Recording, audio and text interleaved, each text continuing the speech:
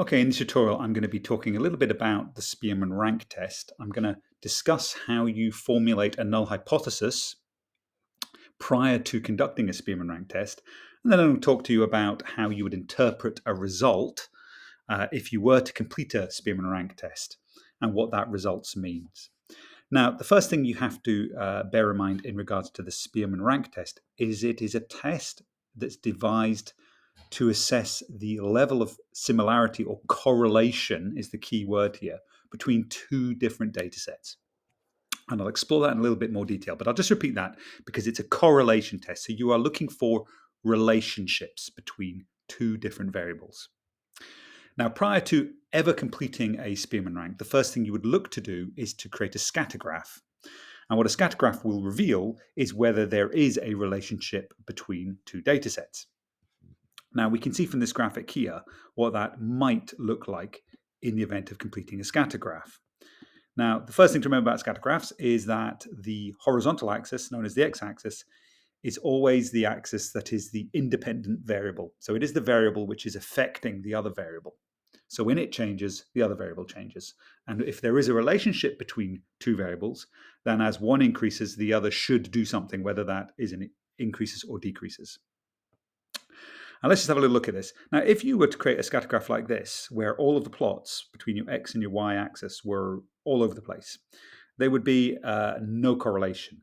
And it is unlikely that you would need at this point to complete a statistical test because visually you have already kind of confirmed that these two things are random, that there is no relationship. However, if your plots are something like these two here, where a line of best fit is put over the plots and the majority of them are clustered around or on or relatively near the line of best fit, as we can see in this example here or this example here, then that would suggest that a relationship does indeed exist. And we could go ahead and conduct a statistical test like the Spearman rank. Now, in the event of the plots appearing like this, that would suggest a negative relationship. In the event of this being the pattern that you see in your scatter, it would suggest that there is a positive relationship or positive correlation. Now, in the event, highly improbable as it might be, that all of your plots are on the line, as we see in here and here, well, then you have a perfect negative in this case and a perfect positive. And what that really means is that as one variable increases, so does the other in line with the increase of the other variable. Now, in the real world, in most science, you are likely to end up with a kind of pattern we see down here, where we have what looks like evidence of clustering around a line of best fit, suggesting a positive relationship. However, we've got a couple of outliers here and here, also known as anomalies, which make it somewhat dubious. And it's when you have a pattern like this that you might choose to conduct a statistical test like the Spearman because you're trying to determine the whether there is indeed a relationship or not, and how strong that relationship is. Okay, now let's move on to actually looking at how we interpret results. And this is the key bit from an exam point of view, because you will need to use this bit of knowledge in order to answer some questions. Okay, so we're going to have a little look at, you can go and see this resource in the website and read it at your own leisure. But let's have a little look at what this is showing. So there's been a study conducted on a river, and the key bit of data is here in this table. And we can see that pebbles, in this case 10 pebbles, have been lifted out of the river at a range of locations or sites. And that the average pebble size has been calculated by measuring the long axis of each pebble. And we can see these along the bottom. And what we're interested in testing is whether there is a relationship between how far downstream you are, which we can see site 1 down to site 4. We can see we're progressively getting further downstream. And if the rock size is changing as we move down the river.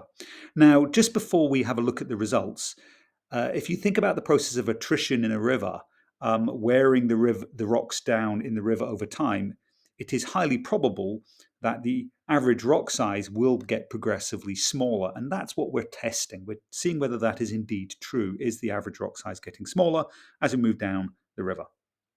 If we have a look at our data here, we can see that as we move down the river from near the source, which is where this location is that I'm indicating, all the way to 4.5 kilometers downstream, we are moving downstream and we have the average rock size there. So what we've done is ranked this data, first of all, and we can see that the closest to the source gets our first rank. And as we move down the river, the further away from that source we get to this last one, here's our 10th rank. So this number 10 represents this furthest distance from the source, 9 is the second furthest, and so on down. So we're just ranking our data in order of closest to the source from 1 to 10. We have a matching piece of data here, which is the average rock size taken at each of these locations. And what we then have to do is rank them. Now, one thing you have to bear in mind when doing a Spearman rank is if you have two values, as we have here, that are the same, 7.95, 7.95, we have to split the ranks. So instead of having a 4th and a 5th rank, we have a 4.5 rank for each of them. We don't have a 4 or a 5, and we jump straight to the 6, which we can see down here. Okay, so if you were to do this manually yourself, that would be some knowledge that you'd have to have, but you don't require that in the exam because it's not a step that's required. Right, once you have ranked both of your sets of data, your distance downstream, which we can see here, and our average rock size down here, you then go through the process of calculating the differences. You use the equation you can see here, but from your point of view, the most important thing is you get a result, and you need to work out what does that result mean. Okay, now there's a few things you can do at this step.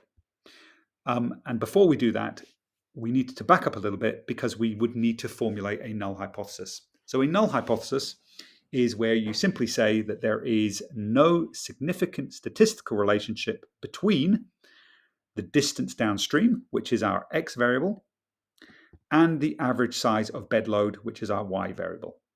Okay, and I'll just repeat that. There is no statistically significant relationship between the average, the distance downstream, and the average rock size. Now, we are looking to see whether we prove that correct or not, and we have this result.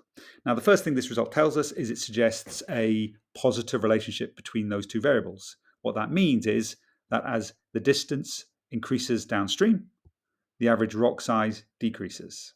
So as we move downstream, our rock size is getting lower. So the further down we go, the further the rock size gets in size.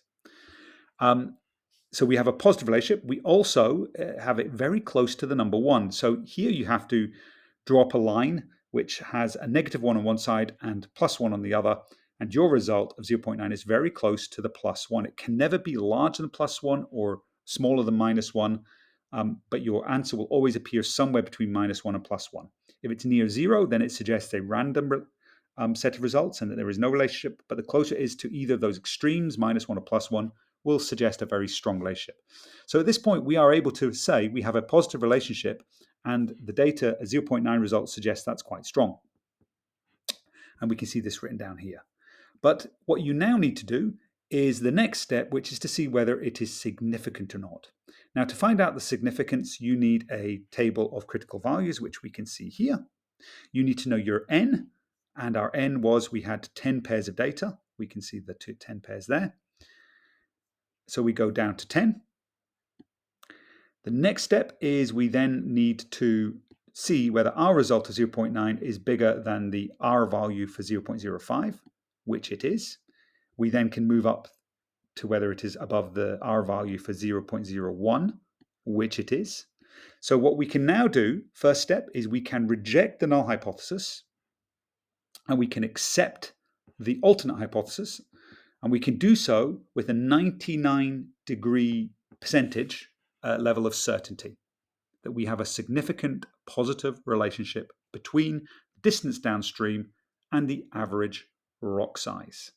Now that is a significantly strong relationship because we've got to the 0.01. And our alternate hypothesis, of course, is that there is a relationship between the distance downstream and the average rock size. And we can do that to the 99% degree of certainty because our value of 0.9, let's just remember that result there, was greater than the required level for the 0.01. And just to remind you, this 0.01 translates to being 99% sure or 99% likely that there is a significant relationship. This one here, if we hadn't got bigger than this result, and we'd only got bigger than the 0.05, we would have said we were only 95% certain that there was a significant relationship between the two variables. Okay, if you listen to the other tutorial, I'll review the remainder of the key important parts of Spearman rank, which is whether the test is suitable, under what conditions it's suitable, and what some of the weaknesses of the statistical test are.